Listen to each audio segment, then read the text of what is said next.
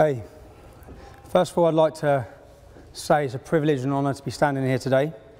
This is a long way from the streets of Luton Town to now be at the Oxford Union. I think it's a good day for freedom of speech. You've all heard, well, I was getting called a little fascist as I was walking in here. There's protests outside from Unite Against Fascism who, the definition of fascism is trying to stop people have a difference in opinion of you, which is what I have. So I think they're showing themselves up as fascists. I'd like to thank, I know there's probably been a backlash against the union for inviting me here today. It's been a good day for freedom of speech, but also a bad day. I had a speech prepared that I was going to come here and talk about, everything I had prepared to say. I was visited 4 days ago by probation, and I was warned about my licence. I'm on an early release from custody, so I'm on a licence. And certain things that I was going to say would result in me getting recalled back to prison. Now, even though, which I said, obviously I haven't got the same freedom of speech as what everyone else has got then. And they said, no, not whilst you're on licence. And I was going to expose certain things about the police, but that'll have to hold now. What I want to do is I want to take you all through a journey of my life and talk to you about life stories growing up in Luton. By the end of it, I want you to understand where I come from and who I am. And why. I think why is a major question. Why was the English Defence League a phenomenon? Why was it born in Luton? Why was it started? What are the reasons that brought it there? I'm going to talk to you about Luton. I was born in 1982. When I was born in 1982, we had one mosque. I just want you to understand the demographic of the town. In 2014, we now have 30 mosques. The projected government growth forecast for the Pakistani and Bangladeshi community of Luton by 2030 is to increase by 70 to 77%. This would not be a problem if we didn't experience the problems we see related within the community. At the same time as I talk you through this, I don't want for 1 minute for you to think I'm tarring all Muslims as bad. I'm just giving you a projected view of my life. I want you to understand the stories that have happened. I'll start with my cousin, Jeanette, or my cousin's cousin. She was sexually abused. She was groomed. It's what we now know as grooming. She was raped. She woke up one day. She was found running semi-naked from Bury Park. Bury Park is the area where a lot of the Muslims have congregated and live. It's where these 30 mosques are. She was picked up by prostitutes in the street. Her dad collected her. If I talk about the failures from the police, when the family, I want you to understand and try and picture this as though it's your family relative. When the family were going to the police, when the girl is missing for 2 days, 3 days, yeah, and there is no response, and up until the Rotherham report, people wouldn't believe these stories because they are unbelievable. They would say she's a drug addict because in the end she was a drug addict because she was hooked on heroin that they were giving to her. She would climb out of the bedroom window to get back to them for her fix. The failures everyone now knows from the police force on these issues, but I want to just talk you through. When I was at school, the high school I went to, you had the Muslim playground and you had the non-Muslim playground. That's the same in pretty much every school in Luton. It wasn't divided through racial lines, it's divided through religious lines. We didn't cause that division. My friend at school, I was seeing a girl called Charlotte. She's from a lovely Irish family. And I was 12 years old, and my friend Razwan was seeing her friend Lisa. And I can remember Lisa phoning up Charlotte hysterical because Razwan's family had all gone up to Lisa's house to threaten the family to say that they couldn't see or speak to each other. As a 12-year-old boy, this was a light bulb moment for me to think, what is this about? There was another boy around the corner from where I live called Jamie. He fell in love with an Asian girl at school. He got violently attacked for that. When they went to sixth form, Luton sixth form is the main sixth form in Luton Town. I could have gone to sixth form. I got 11 GCSEs, I got an A in maths, 5 Bs, 5 Cs. As a young English lad in the town, to go to that sixth form, I have to be prepared to look at the ground. And I'm not prepared to look at the ground. And that's because there were Pakistani Muslim gangs in that sixth form, extremists in that sixth form.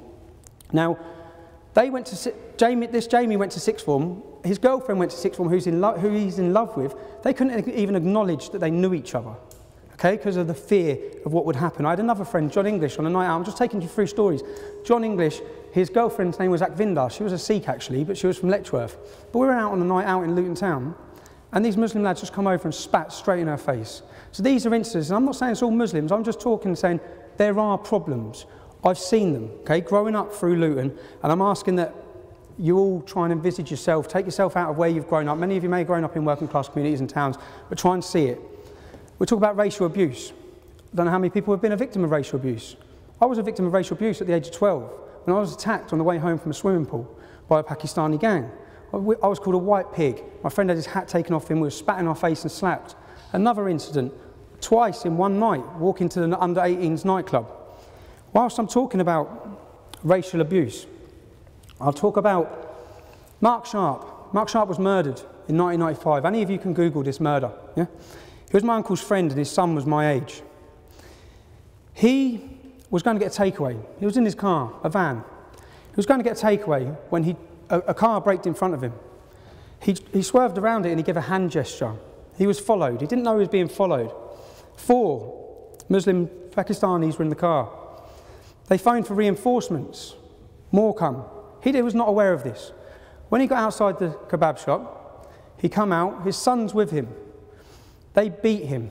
They hit him so many times, they were hitting him with bats, with poles, with sticks. Read the murder, it will shock you, okay?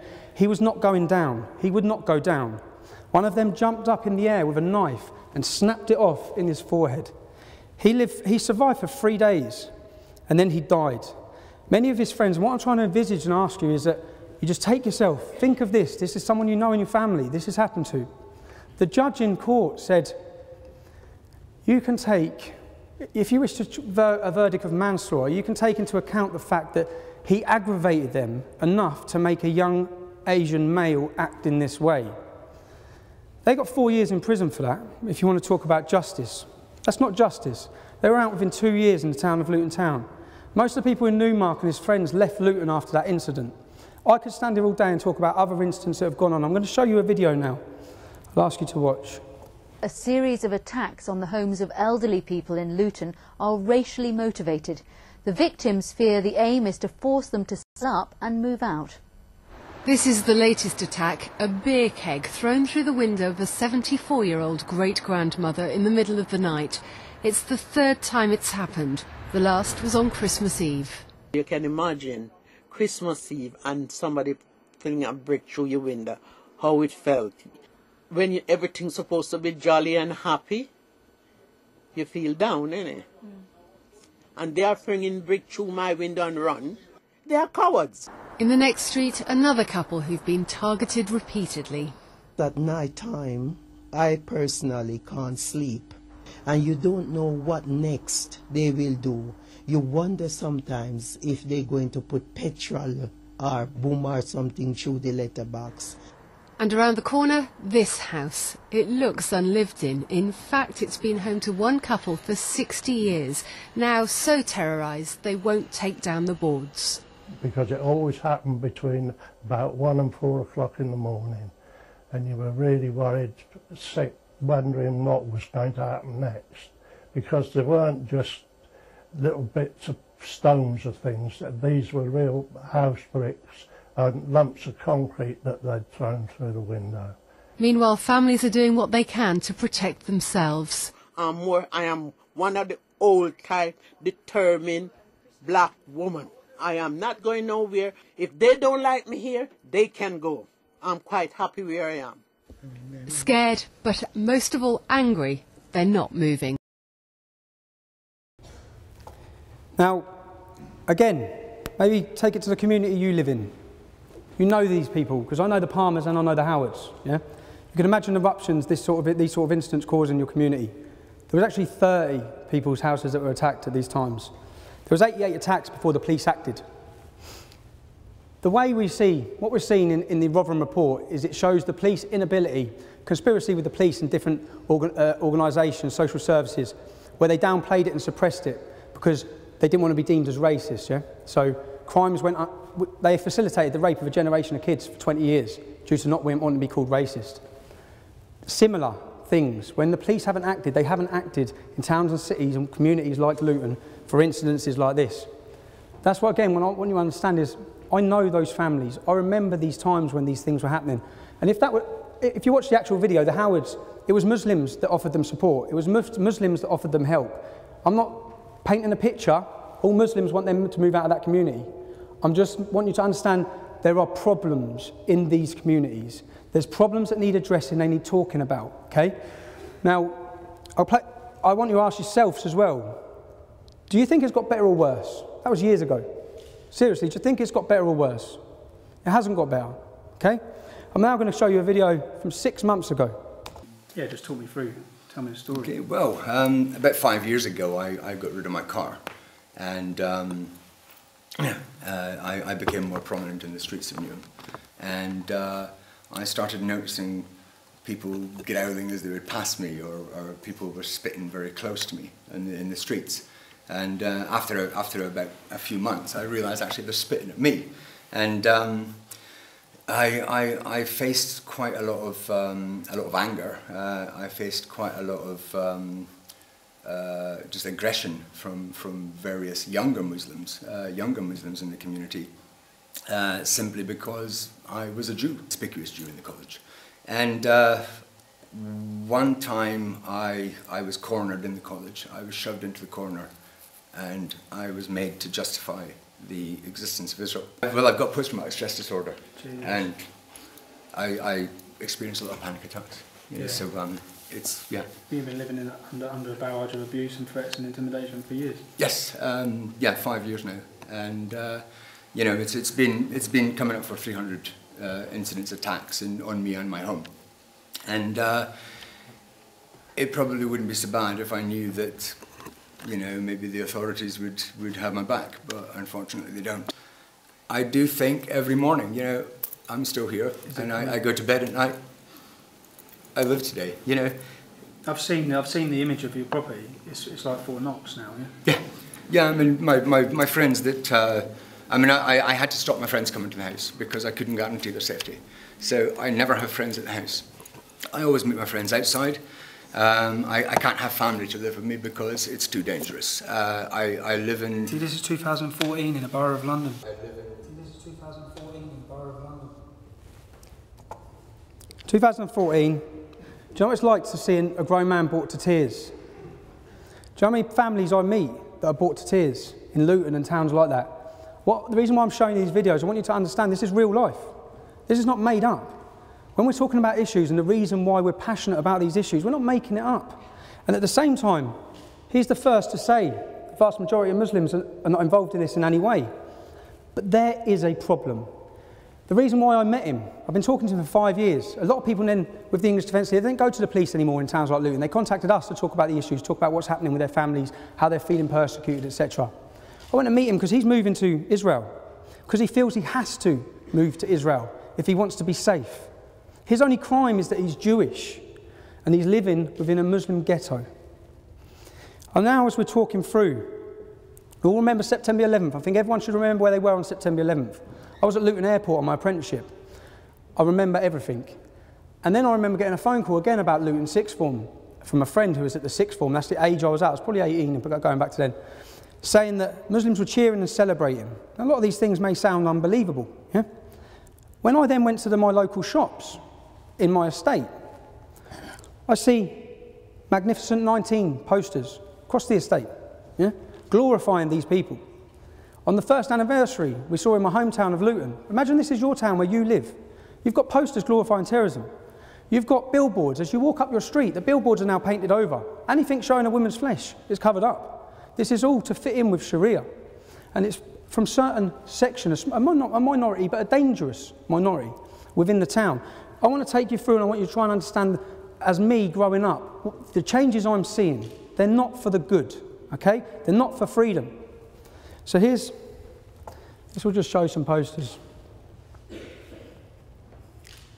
That's the covering up on billboards, the Magnificent 19 posters on a phone box. At this same time, at Icknield High School, many of you may remember the girl who wore the full face veil in the cab to school. Sherry Blair represented her. Yeah? When she left there, when she got kicked out of that school for doing that, she went to the school I used to go to, Putridge. But her brother was part of Al Mujahideen, an extremist organisation. They used to protest outside the school all the time, this Icknield High School. They then had, at the same time, every year, they're outside the school handing out leaflets saying Christmas is a sin. Children are just trying to go to school, trying to paint a picture that things are going on across the town at this time.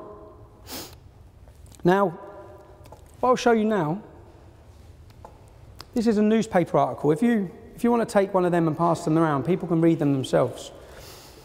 This, I feel, is very important. I think it's very important to show you where we were at in a town This newspaper article is from September 2004. You're going back 10 years, okay? I was 21 years old. Anti-terror rally. I organised this rally when I was 21 years old. I made these leaflets, okay? This will show you that the English Defence League may have been born in 2009. There's a reason. There's a history behind it. When the Beslan massacre, remember the Beslan massacre? The school children were lined up and murdered by Chechen terrorists. They killed loads of kids in front of their parents. I remember watching that. And then I remember watching an interview of a Muslim from Luton. His name's Stifled Islam. It means sword of Islam. He was a part of this organisation called Al-Mujahideen. And he said what happened at that school was justified. And it's justified if it happens in a school in England. That is when I started reading, learning, and looking into who this group were, Al-Mujahideen. I doubt many people in 2004 had heard of them. Remember, this is before 7/7. This is before terrorist atrocities on our shores. I found that Omar Bakri and Abu Hamza, we all know who they are now. They were based in my town, in Luton. They were based there. Their head office was on Biscuit Road. I started looking, researching. What I found terrified me. And once my eyes were open, I couldn't close them to this issue. I made these leaflets. In these leaflets, it's clear. Leaflets circulating in Luton before the demonstration, which started at 1 p.m, described it as a peaceful protest to stop terrorist recruiting in the town. Headlined Luton Taliban, no thanks. It said Luton residents demand the police and council act now.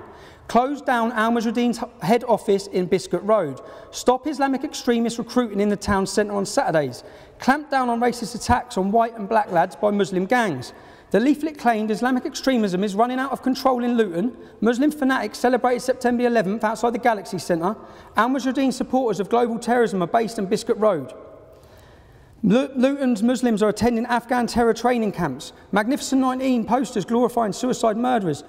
Churches are being firebombed. Beatings and stabbings of young whites are going on all the time. The demo literature also claimed that members of a Muslim gang, the Gambinos, are more interested in making money from drug pushing and pimping, but they are becoming increasingly close to religious extremists. This was in 2004. If you want to research and go on Google, you will find a national newspaper run an article called Chemical Jihad, which they actually named that same gang 5 years later, saying that they are linked with Al-Qaeda. They are using heroin as a jihad against non-Muslims. What I want you to read by that and understand by that, Al-Mujahideen are ISIS. That is ISIS. That same mindset that is terrifying the world now. The Home Secretary said 4 days ago, ISIS is the biggest threat to this country in our history, okay? That is the same threat. I may not have said it in a posh voice. I may have said it in a different way. We understood who these people were, what their thoughts were, and how dangerous this ideology was. You have to remember that this was before 7/7. 7/7, the terrorists collected their bombs in Luton. I want to bring it home to you again, this is your town. They collected them from a suspected Al-Qaeda operative called Q, who works in a chicken shop in our town centre. He was also the main mind behind the fertiliser bomb plot. I want you to realise that we share a space in Luton, okay? If we have terrorists, they're not from millions of miles away. We have to live with them. The Stockholm bomber came to Luton from Sweden as an innocent Muslim. He was targeted at Luton University by this group who we have been warning about now for 10 years. He was targeted, he was radicalised, and he set off and blew himself up. He lived 3 doors from my auntie. That group of extremists that I'm talking about were on Luton University in Freshers Week. You're at university, many of you, first time away from home. When people are vulnerable, they're weak. You have organisations playing on them to manipulate their mind, change their whole direction in their life, and turn them into killers. In this leaflet I say, the council and the police are doing nothing. That was your warning in 2004. If we want to talk about what's happened in between that, many things have happened in between that. We had a soldiers' homecoming. Our soldiers' homecoming parade, which most people see as a catalyst for the EDL. What I want you to realise is there's a lot that's gone on before this that forms your view and forms your narrative and makes you realise how deep this problem is in your hometown, the town that you love. And that, I want you to remember that I'm telling you stories as Tommy Robinson or Stephen Lennon. For every Tommy Robinson or Stephen Lennon, there's one of me. There's people in every town and city across this country who are feeling and seeing these things. So we have a soldier's homecoming. Scott Muntridge died. He's from the estate I lived in when I was younger. He was 26 years old. Michael Swain was 19. He lost his legs. Now, our soldiers are returning. I've gone to pay my respects that day because they've sacrificed that for us. As residents of Luton, they've gone there to fight for us, for our freedoms. I've gone there that day, and the first thing I've seen is a large police presence. I've then seen Stifled Islam. I've seen groups of Muslim extremists around the town. I've seen 30 women together in burqas. It's quite a sight.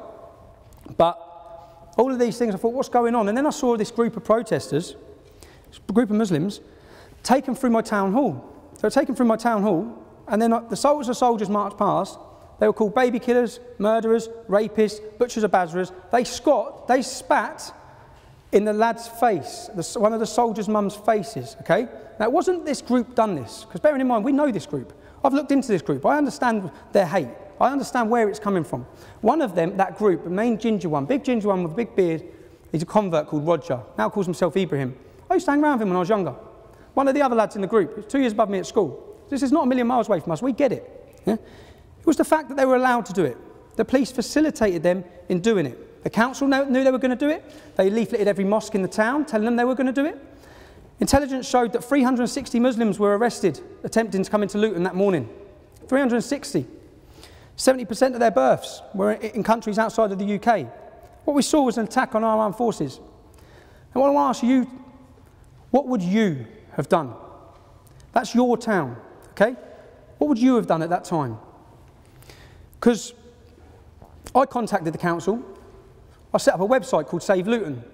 I documented that all the continuing things that this group have done in our town.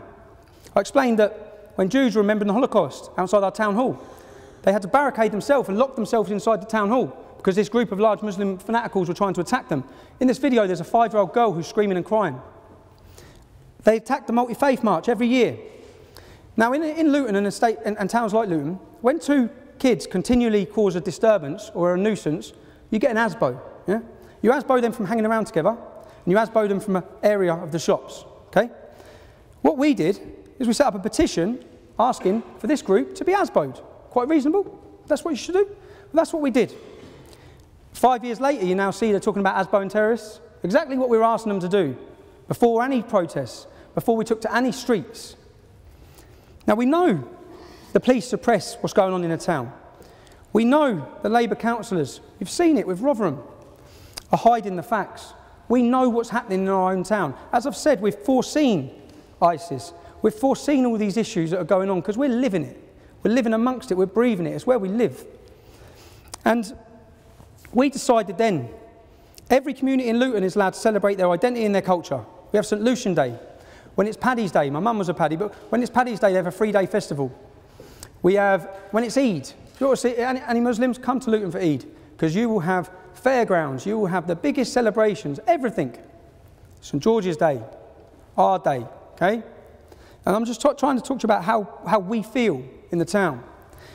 So it comes to St George's Day, Icknield School, the same school that the girl tried to wear the niqab to, sends a letter out to all the parents.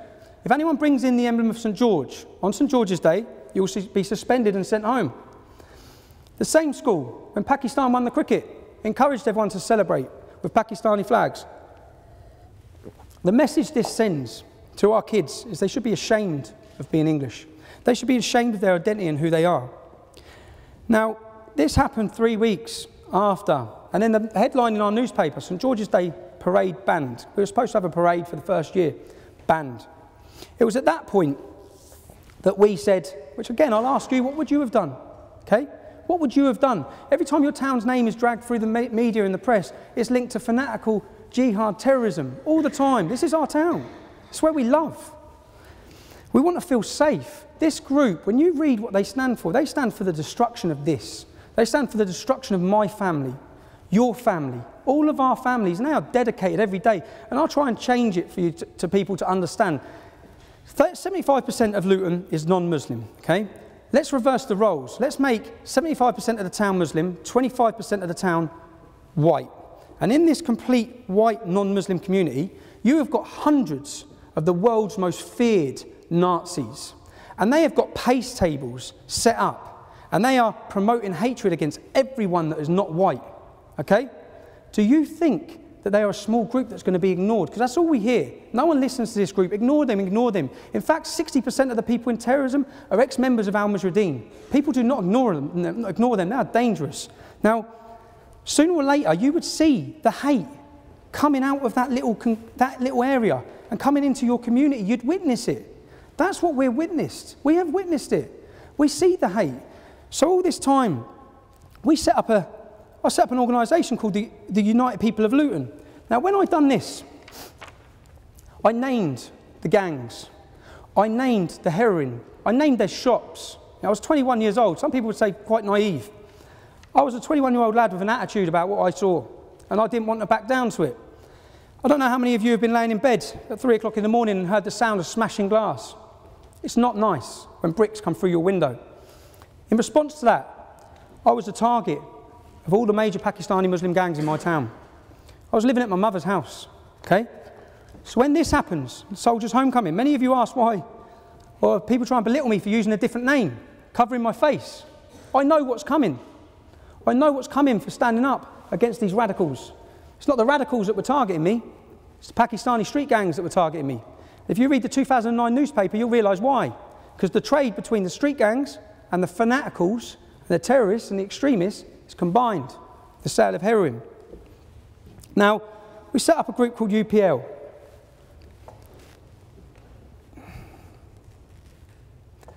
Maybe, what would you have done? Again, what would you have done? Bearing in mind the National Front and groups like this, after the Soldiers' Homecoming, wanted to attach themselves to our town. Would you have made placards that read National Front go to hell? Because that's what we done. Voters demand a St George's Day parade. I want you to understand what this was over. What it was all over. This was the start.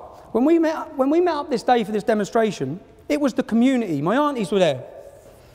We were met by a police presence, a heavy-handed police presence. A horse flattened my uncle. My other friend, Isaac, little black lad, holding one of these placards, reading National Front go to hell. A police officer on a horse knocked his teeth out. Okay? He lost his teeth. We wanted to get to the war memorial. That's it. We were prevented from the police from getting to the war memorial. We were held and kettled for 4 hours. My auntie had to crouch, and we in the street. Now, I was there the day that Muslim extremists protested against our soldiers. When we turned up, we were made to line up against the wall. We had cameras in our faces. They put their hands in our pockets. They made us take our shoes off. Names, date of births, addresses. We felt violated by our own police force. Violated in a response where when Muslim fanatics were protesting against our soldiers, you didn't stop them. I was there. You didn't search them. You didn't harass them. You didn't harass their women. But you have us. So this now become about what we saw as oppression. We saw a two-tier policing system which we live under.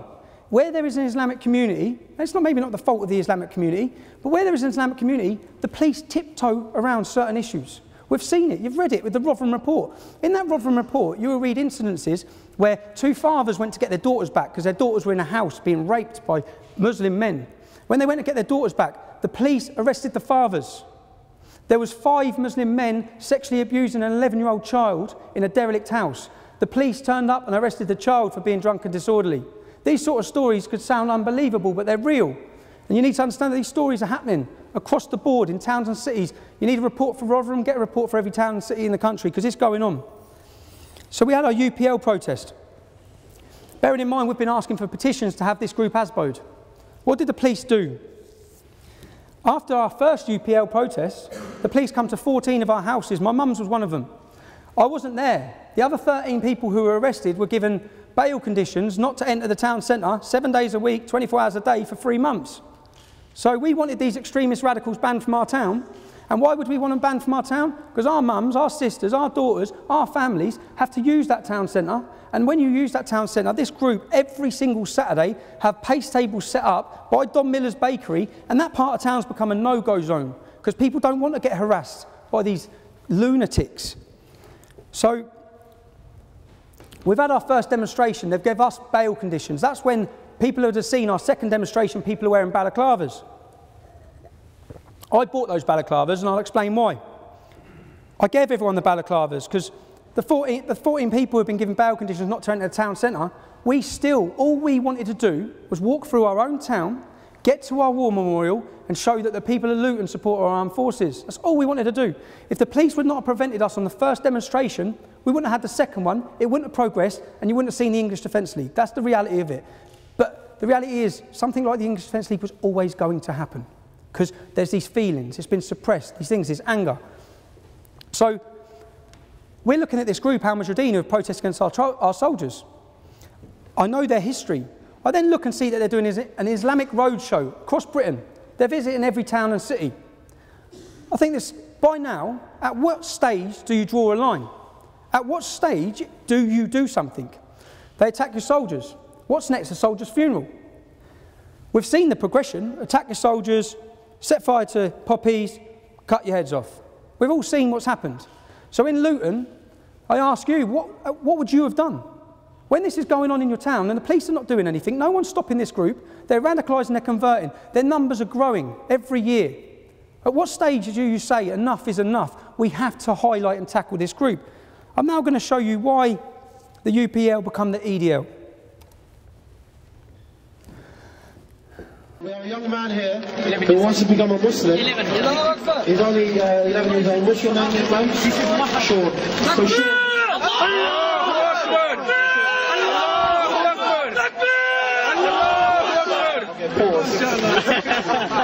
Sean here is going to become a Muslim.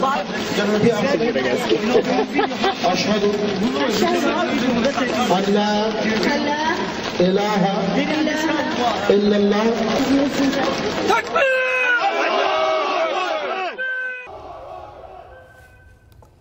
Many of the people in that video are now fighting for ISIS abroad. What they're doing there is they're outside Birmingham Bullring shopping centre.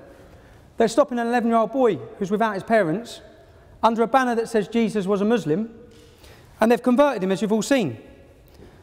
Is there anyone in this room that thinks that's acceptable? That is not acceptable. Could you imagine the reverse if hundreds of radical Christians converted an 11-year-old Muslim child walking through the city centre without his parents? There would be uproar. So I watched this group do this, and I waited. And I thought, let's see what politicians, police, someone's got to do something. Nothing happened. Then, as a group of lads from Luton Town, we decided to leave Luton and go to the Bullring in Birmingham with placards that read, "What about Sean's rights?" Sean was 11 years old. We had placards that read, "Muslim, no problem. Extremist Muslim, big problem." We had one demonstration, no press reports, no media. We put it online. We decided to go back because we still felt people need to talk about this. This Islamic Roadshow had more dates going around the country. This has to be stopped. When we went back, subsequently, you can all research this as well. We were locked in a pub for 4 hours. When we come out, they put us on coaches to get us out of the city centre. We didn't know why. As they drove us out, I saw debris everywhere. Bricks, bottles, everything had been smashed up. Muslim youth, Pakistani Muslim youth, had been rioting for hours. Little did we know that Salma Yaqub, a politician, had riled a crowd with a clenched fist where she said, "We must smash the BNP, we must smash the BNP." Muslims then run through the streets, attacking non-Muslims. It later turned out that the local imam had told the Muslim youth to come out and confront us. We was only against Anjem Chowdhury's group at this stage, okay? Who was coming out to attack us? Mainstream politicians. When we went to Birmingham, there were Nazis that turned up. There were Dr. Martins, and to us from Luton, anyone know Luton is a multicultural town, a very multicultural town. You won't find a Nazi in Luton, you can't find one. We've never had racial tensions, we have religious tensions. So for me, we've gone up there to highlight this issue. We've come under attack from everywhere. I'd ask, what would you do in response to Nazis turning up on the streets with you? A message to Anjem Chowdhury. We, the English Defence League, we will contest your kindness as our forefathers did. At this stage, not really much of a mention of Islam, because we're opposing Anjem Chowdhury and his group. That's it. That's our tactics. Now we have Nazis on the streets. We need to let them know they're not welcome.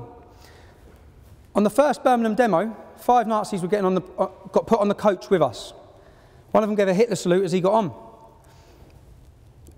It kicked off when he got to the top of that coach with Luton's lads, yeah? So you have to realise, which I'll show you a video in a minute, where all his friends are talking about this fight that incurred, yeah? And it's a fight that incurred because we don't tolerate that.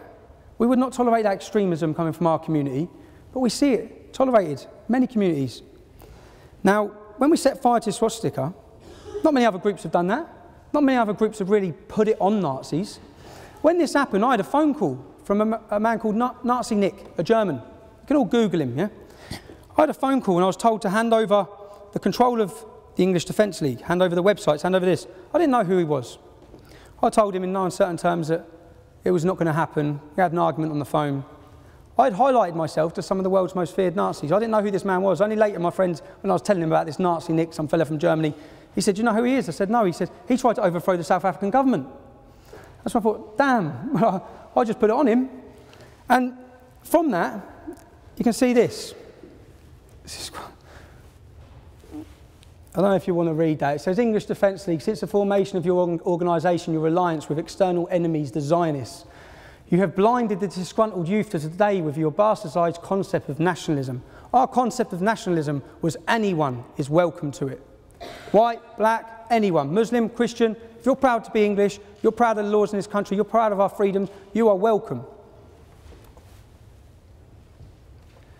You have attacked lone white nationalists. They wasn't on their own, but this is on about Birmingham. See, the press would not tell you that when there's trouble at the demonstrations in the early days, it's us outrooting the extremists. You have burned our swastika from the EDL and the tent. Anyway, I'll carry it on in a minute. You'll see. It's quite awkward viewing, but the last couple of years, the EDL's come into operation. They was giving it on the streets. EDL.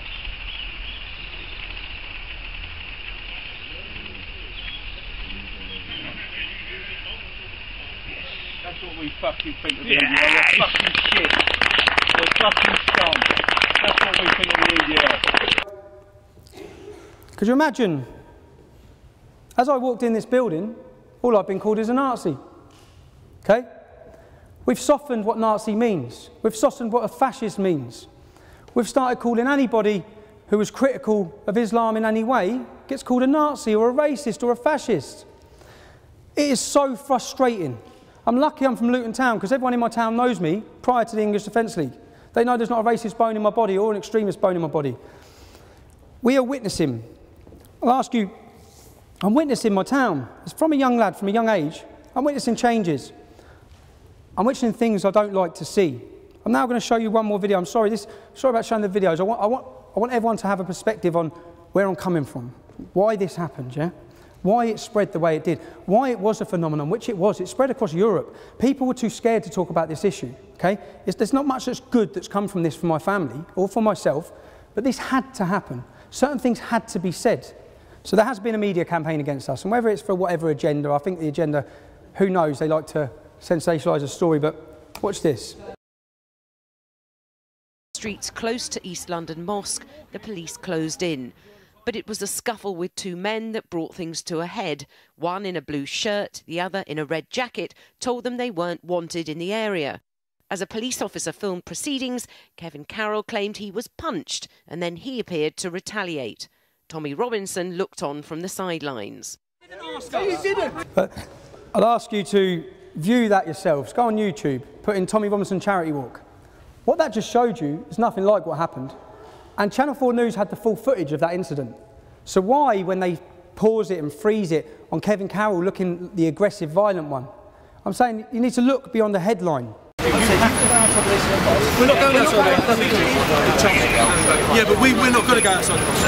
We'll tell you that now. We are not walking past. What's the difference? It's going to take you away. The difference is we should get a walk every night.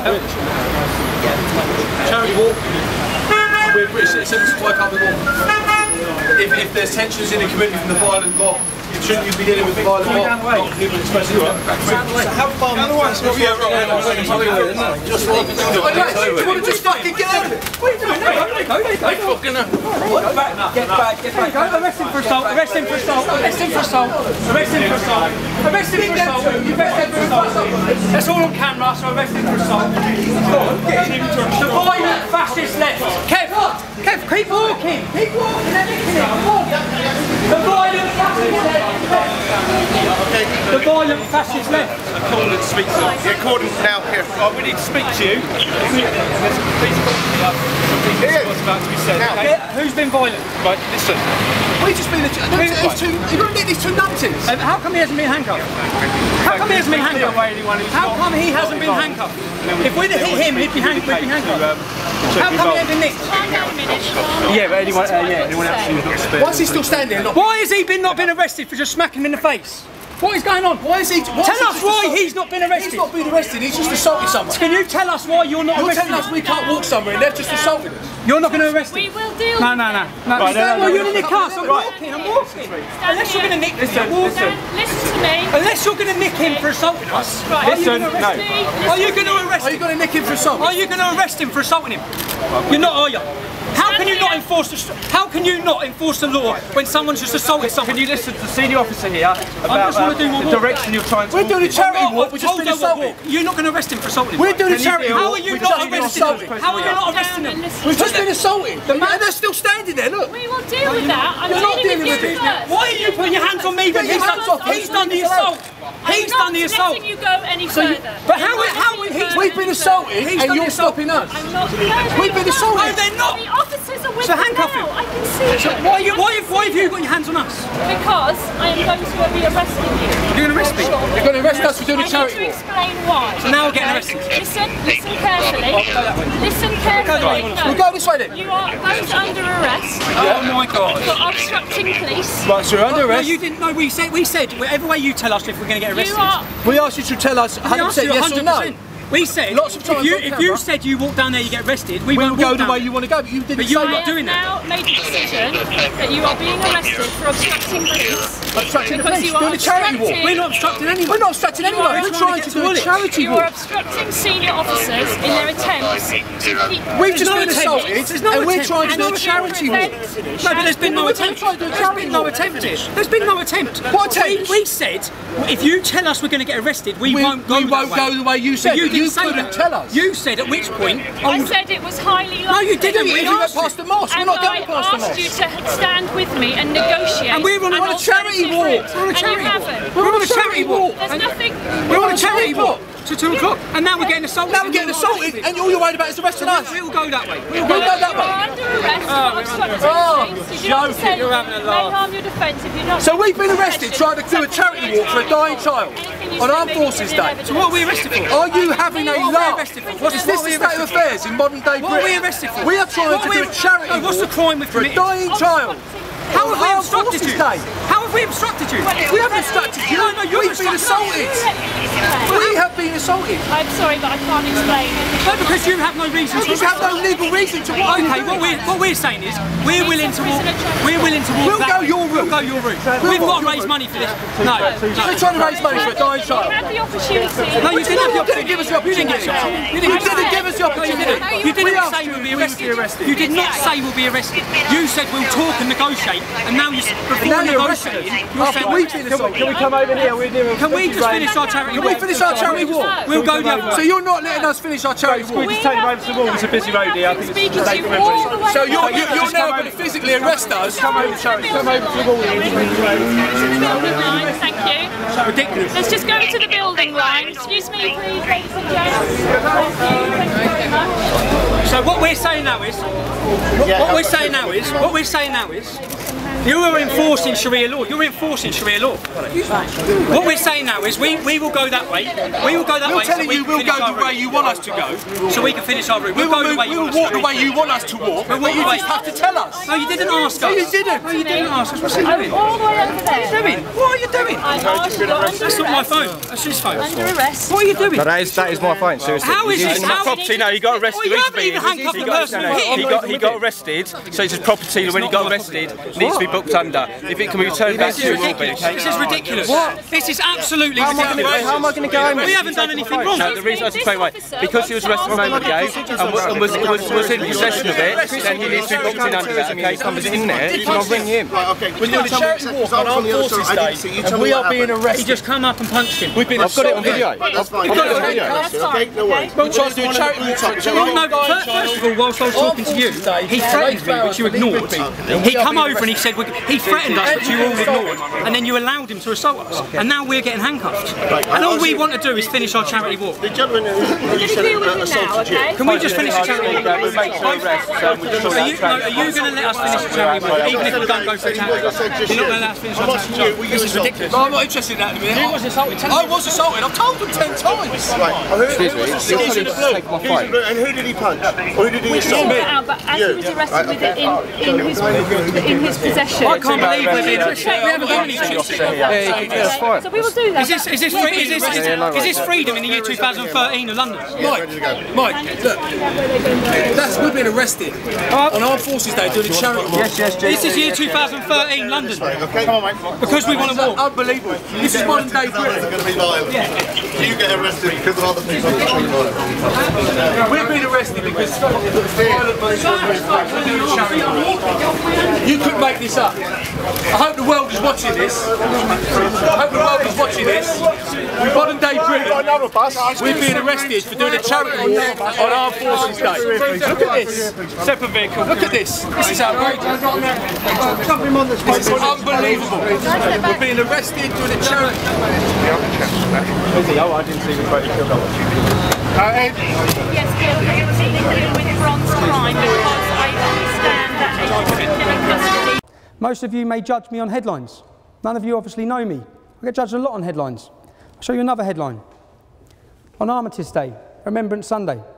British troops burn in hell! British troops burn in hell! British troops burn in hell! British troops burn in hell! British troops burn in hell! British troops burn in hell! British troops burn in hell! British troops burn in hell! British troops burn in hell! British troops burn in hell! British troops burn in hell! British troops burn in hell! British troops murder us! British troops murder us! Clearly they were not searched before that demonstration in the same way that we are. Clearly, because they had canisters of lighter fluid. Some of the country's most radical Islamist terrorists, sympathisers and supporters, on Armistice Day, round the corner from a remembrance service, doing this. Okay? I was there that day, and I went up to a police officer and said, how is this being allowed? You should have seen the public's face and reaction to what's going on there. British soldiers burn in hell, British soldiers burn in hell. The BBC, you want to talk about propaganda? The BBC did not report this. Not one BBC news station reported this. I was arrested at this demonstration. I'll show you what I was arrested for. I was arrested for assaulting a police officer. And you'll watch the video, which the police did not know I had a video of. You can see the video here. Substantial police presence was needed at a protest in Kensington. A group calling itself Muslims Against Crusades was faced with a counter-demonstration by the English Defence League. A police officer needed hospital treatment for a head injury, though it wasn't serious. The police later gave the Muslim protesters an escort through a local tube station. That black flag that I grabbed, we all now know to be symbolic of ISIS. At that time, it's the black flag of jihad. It's what these radicals, if you see anyone get their head cut off, it's behind that black flag. So I jumped over a fence, I saw a crime that was being committed on our streets, burning of poppies. Police were allowing it again, so I made a decision to try and prevent them. I was arrested for assaulting a police officer. When I get out, guess what headline went across the BBC? Not just in Bedfordshire, it went Hertfordshire, Buckinghamshire, Oxfordshire. It went everywhere. EDL leader arrested for assaulting police officer. Okay? That's the propaganda. When I was taken to court for that, I was given, when I produced that video, if I didn't have that footage, you'd all be talking about you'd all know of another conviction I'd have. And it would be for assaulting a police officer. Because that's what the officer said I'd done, I attacked him. You saw I didn't, yeah? So that's what, most people, you judge on headlines. I'm asking that you look beyond the headline. There's usually a different story to what's gone on a lot of the time. I was subsequently taken to court for that. When I produced the video, charges were dropped. They come back to my house 8 weeks later and re-arrested me again. I got charged with causing those Muslim men, I caused them alarm and distress. I I intended to cause them alarm and distress. They were causing our entire nation alarm and distress, and they were being allowed to do so. I received a fine 7 times worse than the fine given out to them for burning our poppies. I don't want to take up too much. I could continue all day showing you unfair treatment, which you have to understand when you're talking about tensions or community cohesion, all these sort of issues. If you want to talk about community cohesion, you've got 1,400 girls in Rotherham that have been sexually abused and raped. They've all got 2 or 3, 4 family members. In that small town, you've got 10,000 people that are affected by that. Same in Luton. So I know countless girls that has happened to. Countless girls. And the 2-tier policing system, for example, when they take me to court for those sort of things, and all the people who are following me or sympathetic to what I'm saying, when they're watching all these things play out, when there is such a blatant 2-tier system, let me show you this video. Try not to cheer anyone, yeah? What have I got to talk to you about? What have I got to talk to you about? What have I got to talk to you about? What have you got to say about Islam and that, innit? Yeah, I have, yeah. Yeah? So why didn't you say it now? What do you want me to say? Yeah? It's ideology, it's got no place. Yeah? Yeah, it's got no place, bruv. And what you so got? What you like, bruv? You have about 100 you in a minute. You f***ing little chief. You f***ing chief. Prick, you see? That is Islam. I'm a chief, but he was not arrested for that. That went out on Channel 4, national TV. You tell me why he wasn't arrested. I'd have been arrested. We all know I'd have been arrested. I'll get arrested if I drop a bit of litter as we walk out that door. He was not arrested for attacking me. I could tell you countless other times like this. My cousin, they followed to my family's home. I got a phone call saying that all of this group are outside my family's home. I've rushed up to the home. I've jumped out of my car. Police have turned up. I was arrested. My uncle was arrested. My cousin was arrested. 20 Muslims outside our house. Yeah? After 36 hours, because they got an extension, when I got to interview, what did you find? Because I thought they're all going to have weapons in their cars. So what did you find? I could tell straight away by the police officer's face. They didn't even search him. They didn't even search him. So there is a 2-tier system. Many of you may not believe. I could show you countless different things. I'm going to show you now that video first, which I thought I was on. It's a 4-minute video. This is a young girl. Many of you may know Stacey Dooley, pretty ginger girl. She has her own programme. She's from Luton Town. I grew up with Stacey. So when Stacey come back, she's obviously come back to experience what's gone on. She left Luton 8, 9 years ago. She's done quite well for herself. I'm Stacey Dooley, and this is Luton, where I was born. I went to school here. I even worked at the airport, and then I moved away. But now I'm coming home to find out if it's true that Muslim extremists are taking over my town. It didn't take long to witness firsthand the extremism I'd been hearing about.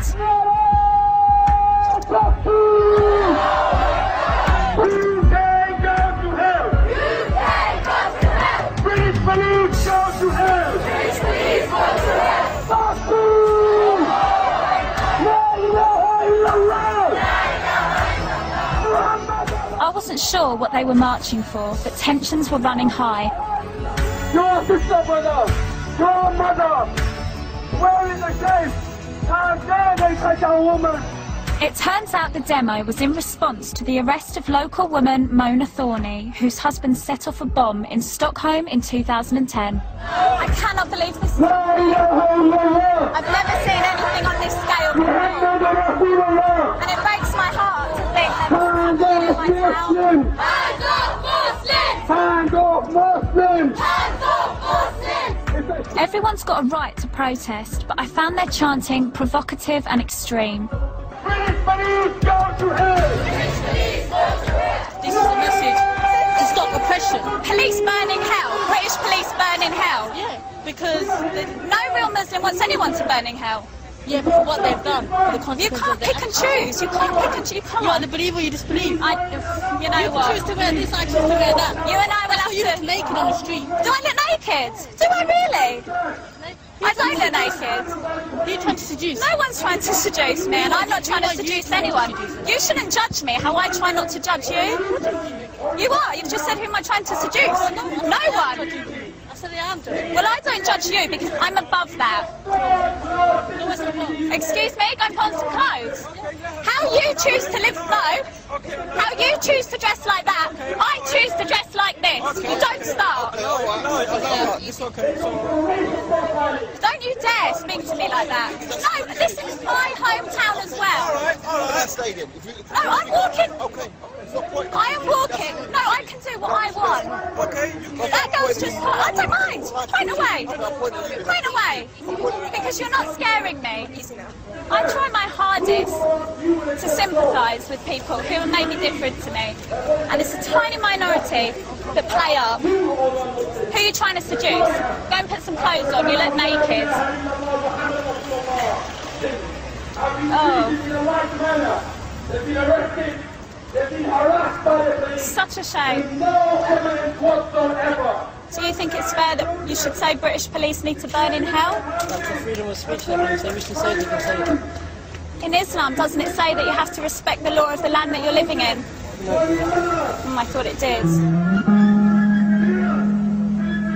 What's the solution? You know, if Muslim people are in the wrong and they are committing crimes, you know, no one's above the law. If the law of the land is Islamic, we will respect the law of the land. What if it's not Islamic? If it's not Islamic, then the law of the land and those who make it can go to hell, quite honestly, because Allah said in the Quran, in chapter 33, verse 1, He said, O Prophet, fear Allah and do not obey the disbelievers and the hypocrites. Is David Cameron a Muslim or a disbeliever? Guys, I can't speak on camera. So you can't obey him. So he can go to hell, as well as all of the other leaders. Do you think I should go to hell? Tell you something.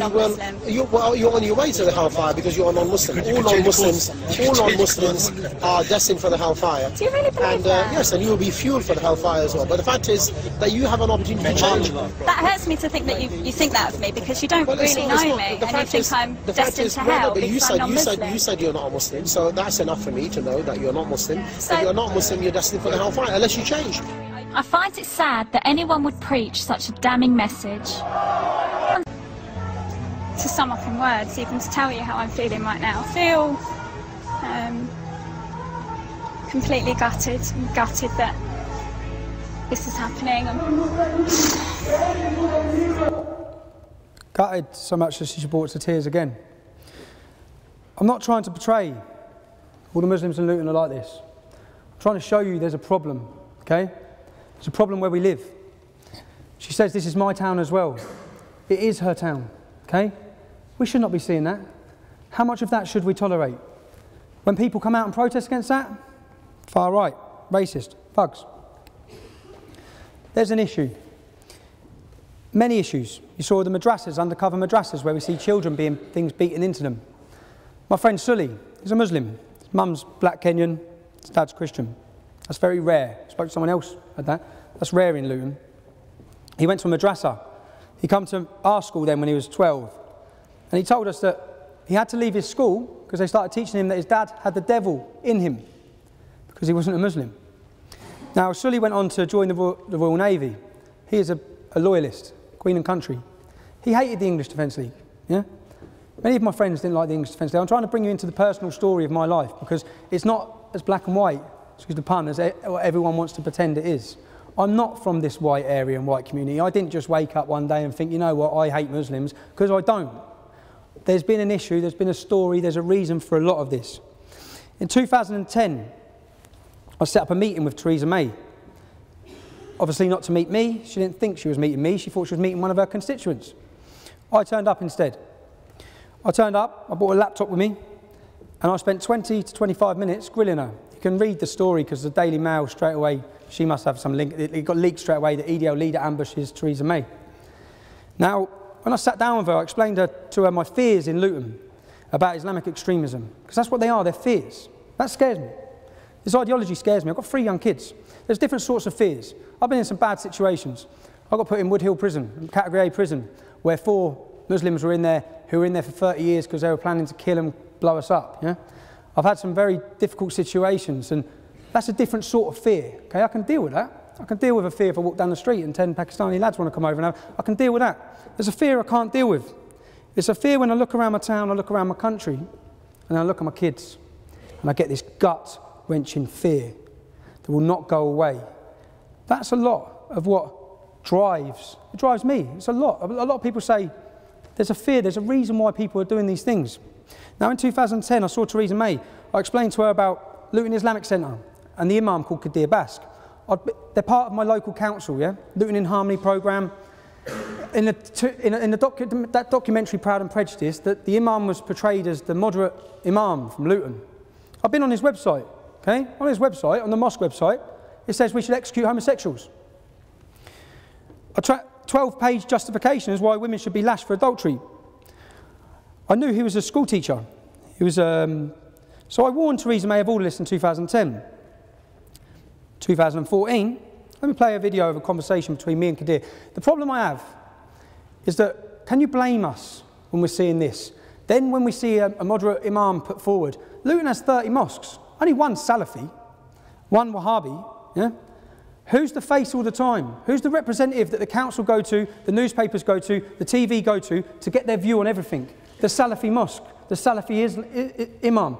He has been empowered by my council to be the face, and he's not representative of the majority of Muslims in Luton, but that's what we see. Now, when I left the English Defence League, who did the radio station go straight to? Again, Kadir Bask, the moderate imam. As I was talking about Tommy Robinson, asking your questions about him, he came knocking on our door, and now he's sitting here in the studio with us. He's joined in the studio now by Kadir Bask from the Luton Islamic Centre, who we had as an arranged guest on this subject as well. So we've ended up having a bit of a Barney about all of this. And just before the news, Kadir, you said that in an ideal society there would be punishments for example, homosexuals. And Tommy Robinson had put the point to you that this is why he was concerned by your ideology, which is why he was anti-Islamic and anti-Islamisation, and put Luton Islamic Centre in that camp. Do you understand why Tommy Robinson might be concerned by Islamic ideology when, even though you say we don't want it in Britain, you do use phrases like in an ideal society and then come up with a statement like that? Yeah, that's fair enough. He has every right to disagree and to criticise it, because look, you know, you can look at how the Sharia is established in Saudi Arabia, for example. Do the people fear the Sharia? They don't fear it. But actually, I haven't said that. You know, sometimes from the things that people fear is what keeps society in order. Like, you know, you fear going to prison, so you do not commit a crime. You know, it's similarly like that. It's a deterrent. The Sharia rules are deterrents. They're not implemented. How many hands get chopped off? How many women get lashed? And it just doesn't happen. Very, very, very few. So 40. I mean, it just does. Okay. In an ideal Islamic society, these laws do not get implemented. They're just deterrents. Okay. Final question for Mr. Robinson. Then we have some calls, and I want you to talk to our listeners. What Kadir's saying is that gays should be too scared to be gay. I have a problem when this man is a representative of the Muslim community in my town. I have a problem. I have a problem when I first met him. I called a meeting with him. I went to meet him. It's because all these tensions were in the town, and he's the main face. He's the main person I thought to see. When he walked in, he said, "Tommy, Sharia law will not come to this country in your lifetime. Probably not your sons, but the generation after that." I said, "Thank you for concreting why I'm resisting this, Kadir." Now, I've never understood the term, I hate to say I told you so, yeah? But I now understand it, because it's not a nice feeling. We warned of grooming.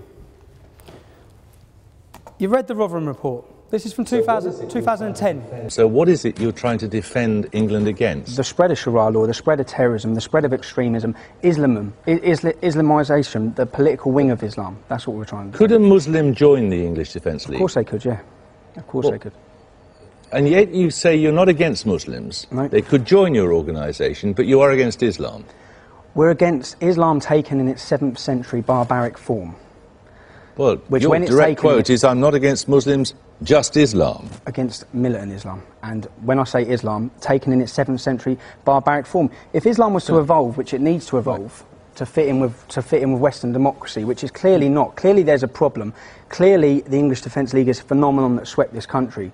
And with the issues I'm talking about, Jeremy, if I ask you, do you know anyone that's hooked on heroin sold to them by Muslim gangs? You probably don't. I do. Do you know any beautiful girls that you went to school with that are now wearing a burqa that don't see their family? Probably don't. I do. Do you know anyone who's been murdered by a Muslim gang? You probably don't. I do. Do you know any 15-year-old girls that you know that you've grown up with that have been raped or pimped? You don't. So I don't expect you to understand the issues. These are all personal issues of yours. Personal issues in towns and cities like mine that are happening, and they're not happening with the Sikh community, they're not happening with the Jewish community. And indeed, they're not happening with most Muslims. No, they're happening within the Islamic community. This is what I'm saying, that it's an Islamic problem. And when I'm just a simple person, so I'm just a normal person, but when I'm looking at, I have to look for where this hatred's coming from. And talking about these girls like they're statistics, they're not statistics. These girls are, whose daughters do you think these are? Whose sisters? They're ours, in working class towns and communities. And people are fed up of what's going on, and it is being ignored. For 20 years, our councillors and the leaders from the Islamic community have conspired with the police to not deal with Muslim pimping gangs. They've allowed systematic rape of our youth for the fact of being scared to be called a racist. Another quick video now. Non-Muslim youth, non-Muslim girls, raping, pimping, beating, abusing our whole system. Rather than deal with these gangs, they would rather persecute us, the people who are highlighting the issue. And the fact is, the police, the councils, the government, everyone needs to wake up. Many of the issues when we formed the EDL that I wanted to raise and wanted to bring to the surface have been brought to the surface. Many of them. If you wish to, you can draw a graph on the arrests. Do it yourself. Look at the arrest rate for Muslim grooming gangs, which is a big problem in many of our communities. You'll see a line go straight across like this. English Defence League forms, the arrests go through the roof. Only when people took to the streets, only when they could not hide this fact any longer because they've hid it, only when the world's media were listening to us talk about what's happening to our family members and the police have facilitated it, did they do anything about it. If I tell you one story, I stayed in Blackburn for the night before a demonstration. I spent the time with a family. I listened to horrific stories of what's happening to their 12-year-old daughter. She's going missing as well for days. She's got a 19-year-old brother in that room that's telling me the stories. I mean, horrific. When you hear these stories and you're having to listen to all these things that are going on, it's going on everywhere.